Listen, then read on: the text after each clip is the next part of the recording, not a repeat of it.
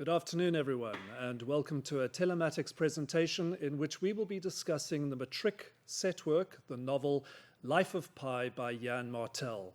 I am Patrick Geordie, I'm an English teacher, and my colleague this afternoon is Sipho Banda. A very good afternoon. Thank you so much, Patrick, and welcome to all of you listening in.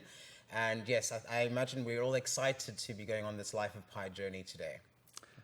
Right, as a bit of an introduction, I'm going to tell you a little bit about what we'll be covering today and what we're going to be covering on Thursday when we pick up with our Life of Pi second part of the presentation. Firstly, today we're going to look at some important aspects that one would look at whenever one studies a novel, these being things like themes, the setting, where the novel is set, and also in particular with regard to this novel, we're going to look at something called narrative technique, which is particularly relevant when discussing and analyzing Life of Pi. On Thursday, when we come back for round number 2, Sipho and I will be going more depth into how to prepare for an exam, looking both at how to prepare for contextual questions and how to prepare for an essay question. A little bit of background to the author and the novel before we continue. Firstly, as you know, the author is written by Yann Martel. He is a Canadian writer who was born in 1963. Interestingly enough, he was born in Spain to Canadian parents, and they were working for the Canadian Foreign Services, which meant that they traveled to many different countries around the world, including Alaska, France, Costa Rica, Ontario, and British Columbia. And so as a child growing up with Canadian parents and traveling around the world, he must have had a number of different experiences. And it's interesting that for a Canadian writer, he has set his novel initially in India, which is not his home territory. It is not the only book that he's written, but it's the first one that gained significant public attention. And when it was published in 2002, it went on to become a bestseller and also to win the Man Booker Prize, which is one of the most significant literary prizes in the world today. The novel itself, Life of Pi, we're going to tell you about it from various points of view, what it's about, how it is told, and so forth. It is, interestingly enough, he got his idea from another book which came beforehand, but I'm not going to go into too much detail about that, except to tell you that that previous book is known as Max and the Cats, and you can find a footnote about that in the author's note to Life of Pi. All right, that's a little bit of background, and now I'm going to hand you over to Sipho, who's going to tell you a little bit about the setting of the novel. Right, thank you very much, Patrick. Now, obviously, the first thing to realize about the novel is that it is set in the period of Indian history known as the emergency. In 1975, then Prime Minister Indira Gandhi was found guilty of charges related to her 1971 election campaign and was ordered to resign. Instead, and this was in response to a rising tide of strikes and protests that were paralyzing the government. Instead, Gandhi declared a state of emergency, hence the name. And this is where she suspended constitutional rights and giving herself the power to rule by decree. The emergency itself lasted for more than a year, 18 months to be exact, and was officially ended in 1977 when Gandhi called for a new round of elections. So just to focus a bit about on the setting, India's diverse culture is reflected in Martel's choice of Pondicherry as a setting. Historically, India was a British colony for nearly 200 years. Most of the nation has been deeply influenced by British culture. Pondicherry, a tiny city in southern India, was once the capital of French India, and as such retained a uniquely French flavor that sets it apart from the rest of the nation. Patel begins his life in a diverse cultural setting before encountering French, Mexican, Japanese, and Canadian characters along his journey. So going back to the political upheaval, the emergency, this political unrest causes Pi and his family to move to India. So essentially, the novel has more than one setting. Pondicherry Zoo, the Tzimtzum, which is, of course, the ship that houses Pi and his family and all the animals en route to Canada, the lifeboat in the Pacific Ocean, following the sinking of the Tzimtzum, and Mexico and Canada. So, and obviously in all these various settings, there is a sense that you get, especially in part one, of young Pi and older Pi. So just note to look out for those instances. Sipo, before we continue, if we can come back to the point that you made that Pondicherry is in the French part of colonial India. Does that have any particular significance, do you think, that it's in a French setting, French-Indian setting, rather than a British-Indian setting? Well, I think, are you asking in terms of the author itself, with relevance to the author, or just... I guess with relevance to the author, maybe Martel felt more familiar, yes. Because he is a French-speaking Canadian himself. Yeah, I think if you look at it that way, yes, there is some significance to it, because even as you read the novel, you sort of get these details of the author somewhere hidden in the text, and especially when they, in terms of the French names and locations that are mentioned, there's a definite sense of the author's life in there. As you read the play. Does that sort of answer the I think so. I'm also thinking, we've mentioned young Pi and old Pi, and we should remind the listeners, the learners who are watching at least, and ourselves, that the name Pi comes from piscine, yes, which is a French word for a swimming pool. Can you tell us anything about that, about his name and how that came about? Well, his name Pi is from the mathematical equation. Now, I'm not really a mathematics educator, so I can't tell you too much about, what it means. Sure. Perhaps we can sort of look at that in another lesson. No, shame. I'm not putting you on the spot. I don't mean you to explain the equation of pi or anything. I'm just thinking it's interesting in terms of the French cultural background, that this word piscine, which is the French word for a swimming pool, is actually this child's name. And his father, having read the book, you will know this, his father, Mr. Patel, is really keen on the idea, having heard from another of the characters about his time spent in France and visiting various swimming pools in France. Pi's father becomes so enamored with the idea of swimming pools and of the French culture of swimming in swimming pools that he christens his son, names his son at least, Piscine. And there must be, as you say, there must be other aspects to that French colonial setting which are important. But it is interesting. I must say, before I read the book, I knew that India had been colonized by the British, but I didn't know much about any kind of French colonial background in that regard. Right, so you've made some points about the novel being set in various places, the Pondicherry Zoo, the Tzimtzum, the lifeboat in the Pacific Ocean, Mexico and Canada. Do you feel that any one of these settings is more important than another? Not more important, because I believe they're all somewhat interlinked. But of course, as you know, in part two, the lifeboat in the Pacific Ocean takes up a large portion of the novel itself. But I think all details are important because they do give us evidence into obviously the protagonist Pi, and yeah, like I said, there's not one more important than the other. But of course, part two is the largest, the longest section in the novel. But each has got its own unique element. When at the part at the end, Mexico, when he's finally rescued, which is the shortest part in the novel. And of course, Pondicherry Zoo and Pi in his younger life, we sort of get that from part one. So they're all interlinked. I think what you should remember as a grade 12 learner writing the exam is you should be familiar with the various settings and how they sort of contribute to the plot. Yes, I think, what are your thoughts? Yes, I think clearly the Pacific Ocean is the most important setting, and the lifeboat within that. I think the amount of time that the author spends in describing the zoo setting at the beginning is also significant.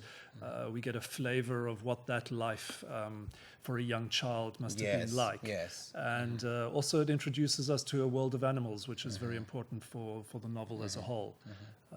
Yeah. Absolutely. Should we move on? Yes. Okay, so one of the other things we're going to be looking at is narrative technique. So let me just find what I need to show you on the screen there now.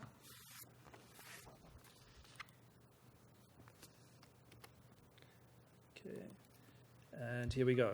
The Life of Pi narrative technique. Big fancy word that English teachers like to use. Well, in fact, what we've got here is narrative voice and technique. Don't worry, I will explain these as we go along. So, narrative technique, let's break that down. Let's start with the word narrative. This is basically just another fancy word for saying a story. All right, so when we talk about a narrative, we're talking about stories. And when we refer to narrative technique, we're referring to how we tell a story.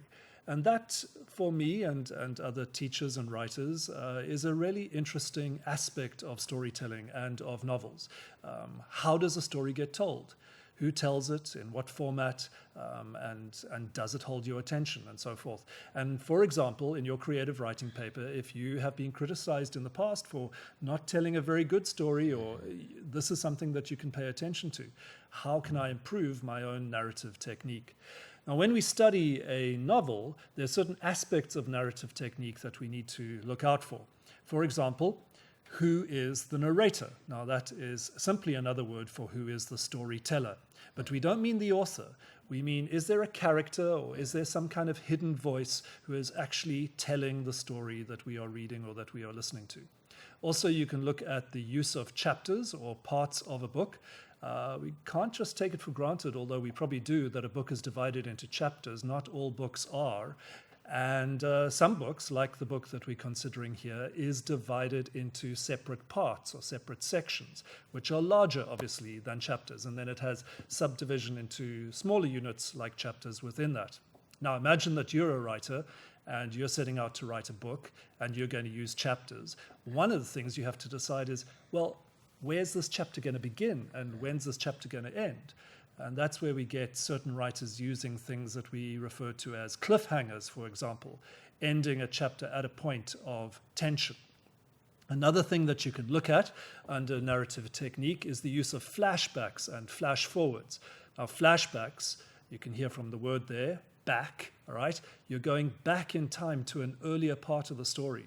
So for some reason, the author or the narrator decides at this point, I need to pop in some information which came earlier on in the story. Or you can use a flash forward. With a flash forward, you have a situation where you're reading the book and suddenly it jumps forward in time and you might not fully understand what is being talked about or what's being told to you, but it gives you some insight as to where the story is going. And then there is, of course, the use of foreshadowing.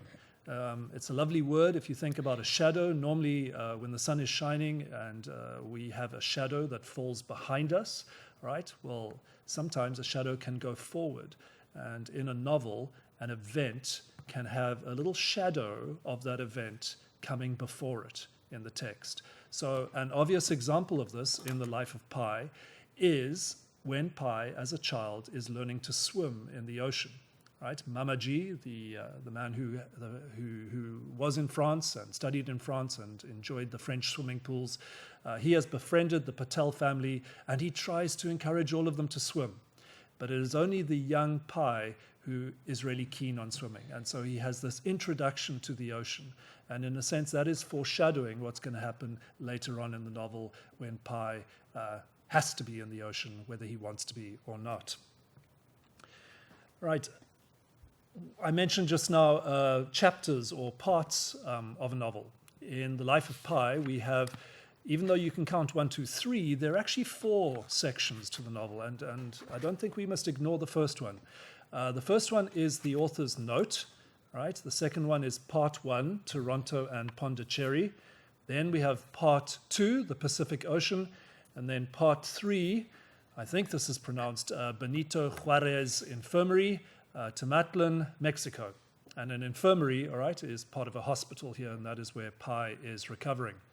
Now, I won't go into depth with each of these sections, but just make a few mental notes or other notes regarding what's important about each of these sections. In the author's note, we have a character very similar to the author telling us about the book that we're about to read. Okay, and that is quite often the case when you pick up a book. There might be an introduction or a foreword or a preface or an author's note in which the real author tells us how he or she came to write that book. Then in part 1, Toronto and Pondicherry, you can see by the name of this part, we've got two places, right, where the events that take place in this part are set. So Toronto, obviously in Canada, and Pondicherry in India. And that's where we learn about the young Pi and his life as a child growing up in zoo surroundings. Then part 2 is the largest section of the novel, and that deals with the sinking of the ship and Pi's survival in a lifeboat with the Bengal tiger, Richard Parker, in the middle of the Pacific Ocean. And then finally, we get another shorter section at the end of the novel, part 3, all right, where Pi, who has at this stage been rescued and is recovering in hospital, is visited by two Japanese investigators who have to decide why actually the Tsim Tsum sunk in the first place. And the only surviving person who can give them any information on this is Pi. But when he tells them his story, they don't believe it. So he tells them two versions of the story, and we'll discuss more of that later on. Narrative voice refers to the narrator, who is the character telling the story, or is there no character? Is it what we call third-person narration, where you can't tell really who's telling the story? It's all he did this and she did this and so forth. In Life of Pi, we have a few first-person narrators. That means characters or people who are saying, I did this, I saw that, I felt this, and so forth. And one of the interesting things, I think, would you agree, Sipho, is that there is more than one narrator in Life of Pi? Yes, certainly. I think you sort of definitely picked it up, especially as you read the author's notes and also as you read the chapters that follow, that there is more than one person telling the story. And once going back there to your part about a young Pi and older Pi, so one should be able to pick out those instances where there is a different storyteller. Yeah, absolutely. Certainly, I agree with you. Certainly, after you've read it the first time round, which you should do, when you go back to it to prepare more closely for an exam or some other assessment or assignment, look carefully at who tells which part of the story. And there is definitely more than one narrator. There is the adult Pi, there is the author figure, and you could even say that Mr. Adirabusami is also a narrator in some kind of way. There's a transcript of the events, of the interview at least, between the Japanese investigators and Pi, which is another form of narration. And this begs the question as well, is there more than one story in this novel? Are we dealing with one story, or are we dealing with many? Right, so here, just to recap what I've been saying, in the author's note, we have an author figure, and I'm deliberately referring to him as an author figure because it's not Yann Martel. He has similarities to Yann Martel, but you will see that that is actually part of the novel that Yann Martel made up, right? Yes, Yann Martel was an author trying to write a novel, okay, but the character that he creates in the author's note is a character, okay, setting out to write a novel. In part 1, we have the adult Pi Patel, right? So Pi Patel as an adult living in Canada, and we have the author figure every now and then popping in with another little chapter in between to tell us something about Pi Patel or when he met Pi Patel or his interviews with Pi Patel. Right? Then in part 2, it's mostly the adult Pi Patel, right, telling us, looking back at his youth and telling us what happened in this extraordinary adventure. Then in part 3, we have the author figure introducing what he's going to be giving to us. And then for the most part, part 3 is a transcript. In other words, a copy of the exact words that were said in an interview conducted by Mr. Okamoto and Mr. Chiba, who were the two Japanese investigators. So that's very different from the kind of narration that we've had earlier on in the book. Before we move on, I just want to refer to another aspect of narrative which is important in considering this novel, and that is that this book is what we call a framed narrative, all right? Or an embedded narrative. We have one story inside another story.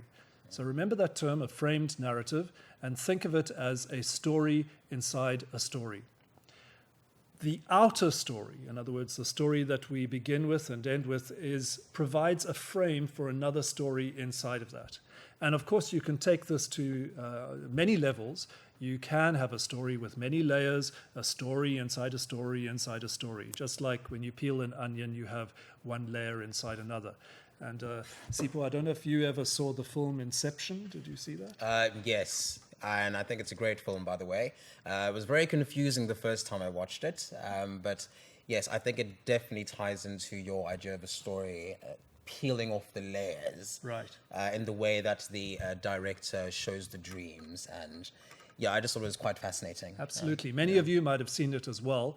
And maybe when you're on a study break, if you haven't seen it, you can watch that. But Inception is a good example of a film where, as Sipho was saying, there are dreams. And inside one dream, there's another dream inside that. And inside that dream, there's another dream inside that. So it's an example of a framed narrative as well. So if we look at Life of Pi as a framed narrative, this is what we see. Okay, Yann Martel, he's the real author of a real novel, a book, all right, that we can hold in our hands. And he begins his book with an author's note. But this author's note is not him speaking. It's an anonymous author figure, all right, who is writing about the book that he's about to introduce to us.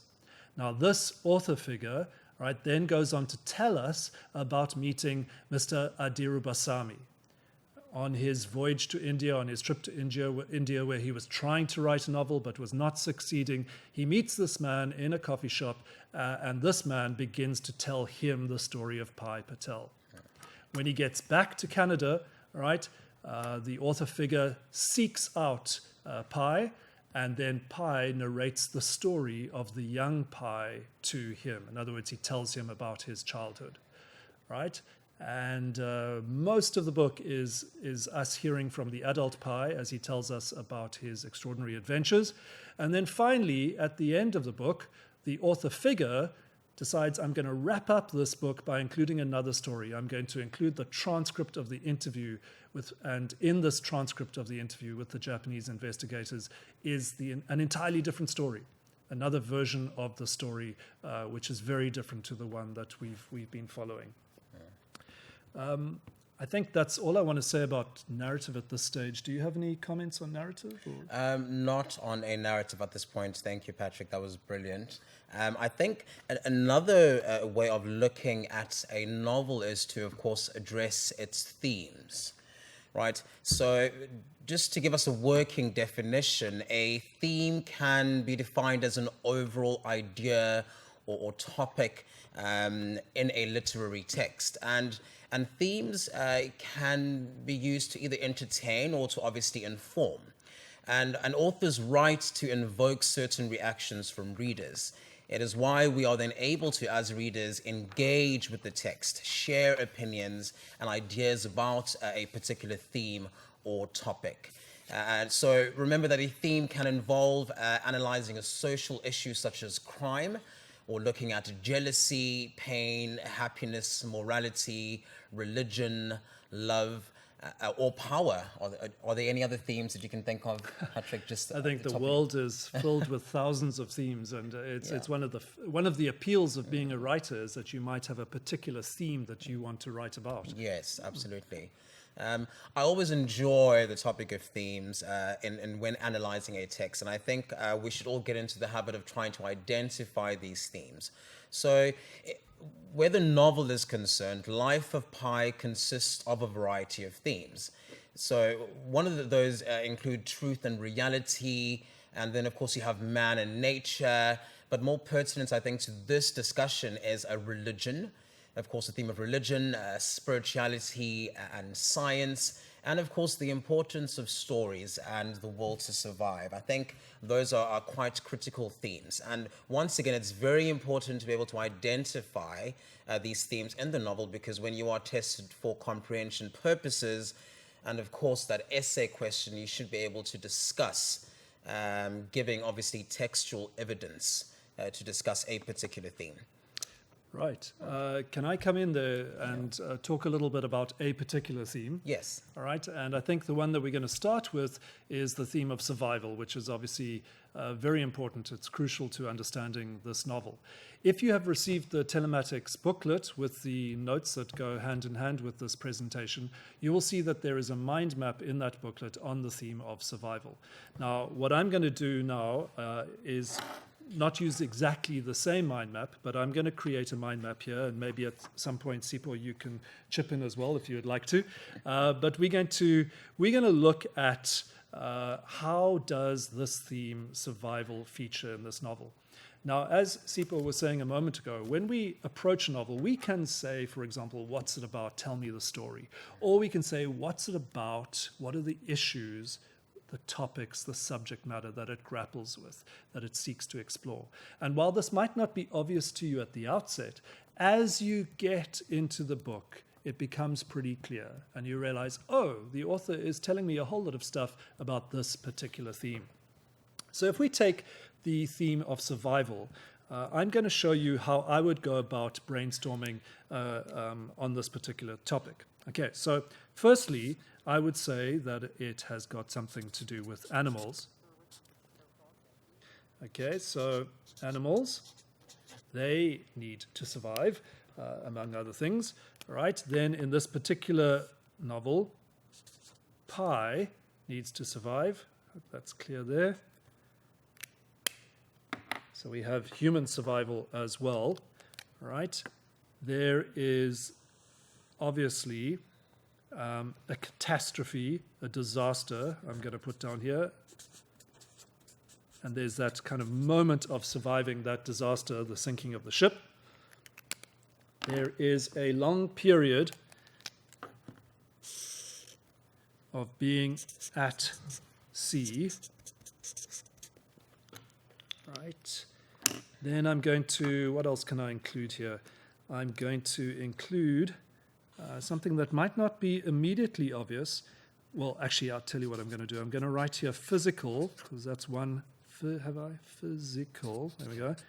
That's one aspect of survival. And then, following from that, mental. And I know they're not the same thing, but I'm going to put them both here in the same place, mental and spiritual. I'm sure there are other branches that we can include. Does any occur to you off the top of your head? No, not at the top of my head. Okay. I quite like what you've done there, though. Okay. Let's take one of these and explore it a bit further. The novel is obviously about Pi and about his survival, so we can start with him. Initially, early on in the book, he is shown something important about survival from his father's point of view. He seems to have a very comfortable life at the beginning. And I think it's quite important in understanding the theme of survival to realize that he didn't always have to struggle to survive. He came from a background where he had a very nice family, a good home. His father was employed running the zoo. Everything was relatively comfortable. He had a good education. Even though there was some teasing at school and so forth, he was not struggling to survive. Then there was change, right? So the change that is introduced is the family's decision to emigrate, right, because of the emergency that Sipho referred to earlier on, the time of political turmoil, and they decide to move to Canada, and as a result of that, on the Tsimtsum, right, they meet with a disaster, the ship sinks, and now the real battle to survive begins. So what I'm going to add here, right, under Pi, okay, is that initially it's not a problem, right, but then he is alone at first, or is he alone, okay, on a lifeboat. He has to survive various kinds of dangers that he would find at sea, and I'll bring more of those under physical later on. All right, and he is at sea. Do you remember the number? Is it 227 days or something like that? Just under 30. I can't give you the exact number. Right. So he's at. 30. He has to survive. We're going to just say many months. Many months. Many weeks. All right. at sea. Coming to the word disaster over here, I'm going to write the sinking of Tsimtsum. Okay, and that is a major change in his life, right, where he has to now come up with strategies for survival. What's interesting is that the first way in which he survives is not only actually his own decision. He's thrown into the lifeboat by some of the sailors on board. Right, it's a disaster, and I'm going to elaborate on why I put the word disaster here, because, okay, clearly his life is in danger, but it also involves the loss of his family. Having come from a relatively secure childhood, he is suddenly as the only surviving member of his family. Well, that's debatable with regard to whether his mother survives for some time, but ultimately he is the only surviving member of his family. And he has got to, in that disaster, he's got to face up to many challenges. Not least of all, the fact that he is on a lifeboat with a Bengal tiger. Right, now that moves me on to the fact that after this disaster, after the sinking of the ship, the Tsimtsum, he finds himself at sea.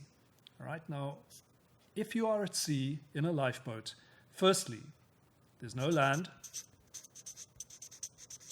There's very little cover in the lifeboat. There is a tarpaulin that is stretched across half of the boat, but that's not going to, as we'll see just now, not going to provide much shelter for him.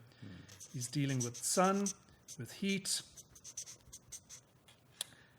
He's going to have questions about food. He's going to need water. Some of these would come under physical as well, and so forth. I want to come back at this stage because I realize I left out animals at the beginning. Why did I put animals here? I put animals here because the novel is not only about Pi's survival. It also shows us how animals survive both in the wild and how they would survive in a man-made environment such as a zoo. And a lot of the details in the first part of the book involve comparisons between these two situations, and which would be, and Pi actually argues for the fact that a zoo is a good place for an animal to find itself in captivity. We also learn about social hierarchy there, the hierarchy among animals. I think there's reference made to a circus, for example. And we also have a chapter in which we see the danger of a tiger when the tiger is fed a live goat. And that, in a sense, foreshadows the danger that Pi is going to be in later on in the book. Physical, we could repeat a number of the things that I wrote there under at sea. But what I want to draw in here, maybe I should add the word dangers here, physical dangers. You can see I'm working my way towards spiritual on this side. But physical dangers are most obviously that there are predators. Now you'd think, okay, I'm in a lifeboat in the sea, but the distinctive feature of this book, right, is that he is in the lifeboat with a tiger. But that is not the only predator, right? There is also the hyena. And then depending on which version of the story you read, that hyena might symbolize another character, which is the cook. Now, why is the cook a danger, right? Because the cook indulges in cannibalism. If one of the survival needs is food, and there's a short supply of food, right, the question is whether human beings would turn, right, to cannibalistic behavior. Right, so the tiger and the hyena are dangers that he faces at sea. But they are not the only physical dangers. We've mentioned the weather, right? There are other physical dangers as well. For example, the blind man in another boat that they come across. And you can ask yourself questions as to who is that blind man, what does that blind man represent. But in the novel, we see that when the blind man does board his boat, he actually tries to kill Pi. And then another would be the island itself that they visit, which initially, I'm talking about here about the island with the meerkats, initially this island seems like a potential paradise. It seems like a place that Pi would be happy to settle. Even Richard Parker likes it. They spend their days there. There's a plentiful supply of fresh water and a plentiful supply of food as well in the form of meerkats. But as the story continues, you will remember that Pi realizes that this is actually a man-eating island, or it eats any life form, basically, because at nighttime, somehow the chemistry of the island changes, and the algae is acidic, and it starts to feed on the living forms on the island. So he needs desperately to escape from that. Okay, so those are some of the physical dangers that he faces. But more important than just surviving in his body is, well, not more important, as important, is also being able to survive mentally and spiritually. And this is where this theme, the theme of survival, ties in, obviously, with another of the themes in the novel, which is the theme of religion or faith. Okay, and Sipho will be speaking more about that in a moment. But there are other aspects of mental and spiritual survival apart from Pi's faith. For example, he keeps himself mentally alert, right? Mental alertness through writing in a journal, for example. And he has to develop certain qualities, such as, I'm going to use this word here, right, fortitude, which would mean basically inner strength and perseverance in the face of difficulties. Obviously, we could take this a lot further, but I think that is plenty for now. And that is one approach to exploring a theme, by putting it down in the form of a mind map on paper. All right, Sipho, I'm going to find the slide now that relates to your Yes, talk. sure. And while you do that, I just want to mention, you kept on mentioning this thing of change. As Pi tries to survive, try to find the will to survive. And I think it's quite key to note that I think as we grow older, we all go through certain stages where we need to deal with change, as we grow older in life. And of course, our character Pi, having come from, let's say, having had everything, like you've mentioned, to then, of course, completely losing everything. Mm-hmm. And of course, I think as humans, we know firsthand how unsettling change can be. So obviously, I think what I'm trying to say is that the novel is also, I think, in a sense, a coming-of-age tale, where Pi essentially learns to cope with these difficult circumstances. But thank you for that, Patrick. So now the theme of religion. Now, if you have ever stepped into my English classroom, you'll know that it is a topic that I very much like discussing because it is so contentious. I don't know if you would agree with me there, the topic of religion and faith and spirituality, which is one of the reasons why I love this novel. So the theme of religion makes for noteworthy discussion. Of course, although the novel does not conclude, I would say, with an approach to believing in a particular God or how to go about believing in God, there is a strong sense of trying to understand why individuals believe the things that they do. So in other words, what causes or convinces one to follow a particular religion. So, of course, Pi's religion in this case, or religious education, is not monotheistic. So in other words, and just add in here, Patrick, he does not hold rigidly to one particular religion or follow one dominant faith.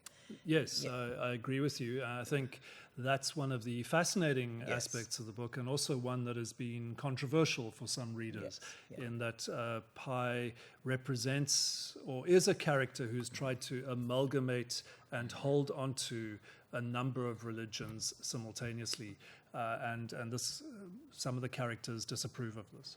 Yeah, absolutely.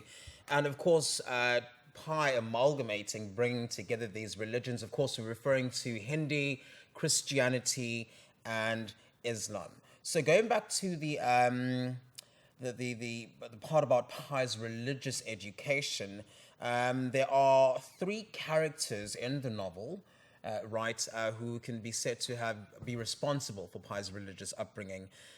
First of all, and this is of course in no order, we have Father Martin, the Catholic priest who introduces Pi to Christianity. So Pi wanders into church. The father preaches a message of love. The Muslim Mr. Kumar and the Hindu Pandit disagree about whose religion Pi should practice. So there, of course, you have Father Martin, Satish Kumar, and the Hindu Pandit, and they really obviously disagree. They try to, convince Pi to follow one particular religion. Satish Kumar, a plain-featured Muslim mystic with the same name as Pi's biology teacher. So be careful not to confuse those two there. He works in a bakery. Like the other Mr. Kumar, this one has a strong effects in Pi's academic plans. His faith leads Pi to study religion at college. And then, of course, lastly, the Hindu Pandit, one of the three important religious figures in the novel. He's never given a name, or the individual is never given a name. He's outraged, of course, when Pi, who was raised Hindu, begins practicing other religions. So going back to that point, he and the other two religious leaders are then quieted when they try to convince Pi to follow one religion. Pi tells them he just wants to love God. And I thought that's quite interesting. He just wants to love God without being too bogged down by all the other, voices in this world. It is an interesting feature. It obviously foregrounds or it puts emphasis on love as an important value. I just want to come back to the point you made there about Satish Kumar and the fact that he has the same name as Pi's biology teacher. I don't know if you remember, Sipo, but I think there's a part in the novel where Pi is actually worried that these two characters are going to meet each other at the zoo. And I don't know if I fully understand that section, but I think what that represents is his fear of two different views of the world coming together. And whereas Satish Kumar represents Islam and his introduction to the teachings of Islam, his teacher represents a view of the world that is more interested in science and biology and possibly evolution as well. And while Pi can he can take on all these different beliefs in his own mind. He knows that there's conflict between some of the adults in terms of what they believe. Sure, cool. Thank you for that, Patrick. And I think just to sort of end off the section about religion is we can ask ourselves, has science proved religion not wrong? Has it? Our protagonist Pi believes passionately in both zoology and religion. What about the fact of multiple faiths? Do these faiths contradict each other, cause wars and other problems? So essentially, Pi follows three religions. So it is almost as if all three find harmonious common ground in the character of Pi, which I thought was one of the most interesting parts for me when I first found out about the novel. Where you'd have a character, an individual who follows three religions, which is not something that I come across every day. You'd find people essentially just stick to one. They like this particular story, or not to use the word story there, but I think you know what I mean. But yes, these three religions find harmonious common ground in Pi. He's able to make them work for himself. And he's able to love God, essentially, which is what he wants. But going back to your question about those two religious leaders meeting at the zoo, I thought that was quite an interesting location because of the animals, fighting when they disagree at the zoo. I just had a vivid image in my mind of these two religious leaders, of course. Well, actually, no, the one is his biology teacher, and the other is a religious leader. There is the other encounter that you're thinking of, or perhaps thinking of, is when the three different spiritual leaders or religious leaders meet at the same time that Pi is out one evening with his parents, which is a very unlikely scenario, and I think reminds us that we're reading a story. Of course, coincidences do happen in life, but to have three significant religious teachers meet you and your parents accidentally is an interesting element of the story. Can I shift the focus a little bit to storytelling? Thank you. Another theme that we could look at is one of the importance of storytelling. And I've taken 2 pages from the novel here, and I don't know if you'll be able to see them or if we can zoom in on a section. Maybe if we could zoom in on this top corner, that would be great. And I've done this to... Okay, I'll move it slightly. There we go. I've done this to highlight the importance of storytelling as a theme. Earlier on, we were talking about narrative technique. Now I actually want to say that, well, one of the themes is story. It's a story about story. And that's clear from early on. It's clear from when the author figure meets Mr. Adirabusami and they have coffee together. And that character, he's a minor character, but important, he says, I have a story that will make you believe in God. And that's a catch. It's a hook. I don't mean he's cheating by saying a catch. I mean it's a hook that gets our attention. Okay? And initially, the author figure is skeptical. He says, does your story take place? Okay, and he makes a reference to the Christian story. And then he says, does it take place? And he makes a reference to the Muslim story. So he is skeptical, and he's not sure if this other man is about to be evangelistic towards him. And he says, no, it starts right here in Pondicherry just a few years back, and it ends in the very country you come from. Right? So part of telling stories is about a beginning and an ending. Then he says here, please tell you my story. You must pay proper attention. I will. I brought out pen and notepad. So the idea of an author getting ready to take notes for a story that he's about to hear. And further down on the same page, all right, the character says it takes place in Zootown. And look at this, look at the way he tells the story here. He says, once upon a time there was a zoo in Pondicherry Botanical Gardens. A very typical way of starting a story. Then, on the next page, it says here, he went on, I took notes, the elements of the story. In other words, as he's listening to this man, he's taking down the notes that will come to form a story later on. Then when he's back in Canada and he's looking for Pi Patel, he says here, I found him, the main character. Where did he find him? He found him in the phone book. Right? Then he goes to meet him, and Pi Patel shows me the diary. Now, even a diary is a form of a story as well. And then he told me his story, and I took down the notes. And then he concludes here, this indeed was a story to make you believe in God. Just showing you, there's more I could say on that, but I think we're short of time now. I just want to show you something from later on in the novel. If you look at this, chapter 97, probably the shortest chapter in the novel. It simply says, the story. Now this occurs in the interview, all right, when the Japanese investigators are interviewing Pi. And this is the point at which he tells his story, which we've already read, okay, to the investigators. And then towards the end, all right, as things are being tied together, Pi says to the investigators, he says, I told you 2 stories that account for the 227 days in between. Then he goes on, which story is true and which is not? And this is one of the things that we are left wondering about as we finish the book. And a key phrase, key question, which story do you prefer? Which is the better story? The story with the animals or the story without the animals?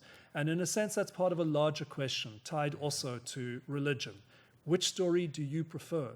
Do you simply want a purely scientific story that only has scientific facts, okay? Or is there something better, perhaps more inspiring, okay, about a story that also includes an element of faith and imagination? I think that's more or less, I've all I have to say on the topic. Sipo, do you have anything to add on the question of stories? No, I don't. But just very quickly, would you think, you said something about stories inspiring. So if a story has a sense of hope in it, you think it would cause people to then believe in that particular story? I think hope is definitely... Well, hope would tie in with the theme of survival again, wouldn't it? Right. And it certainly it ties in with religion. And I think if a story does have hope, we are likely to be attracted to it because we're looking for elements of hope ourselves as readers and as people in this world. Hope was clearly important to Pi. Yeah, especially with the change that he had to grapple with, right? I would say. Absolutely. Yeah. You know, if you find yourself in the middle of the ocean, imagining that your parents and your family have drowned, you're going to. I think a key word to bring in here would be despair. The one interpretation of the novel is that the real thing that he is fighting in this novel is not Richard Parker, the tiger, right? The real thing that he is fighting is the possibility of despair. And in a sense, having the Bengal tiger, having Richard Parker on the lifeboat with him is something that keeps him alive, keeps his wits sharp. Would you agree with that interpretation? Keeps him productive, keeps him, on his feet. Yes, I do. I do agree with that. That's Great. pretty much it for today. Just a reminder, if you just think back on what we've covered today, we've looked particularly at setting, we've looked at narrative technique and narrative voice, and we've also considered theme with a particular focus on a few themes there, the theme of survival, the theme of religion and faith, and the theme of the importance of stories. Next time, when we see you, we're going to do some careful consideration of what's necessary in order to prepare yourself for an exam, looking both at contextual questions and at essay questions. I think that's all from us for today, so thank you very much.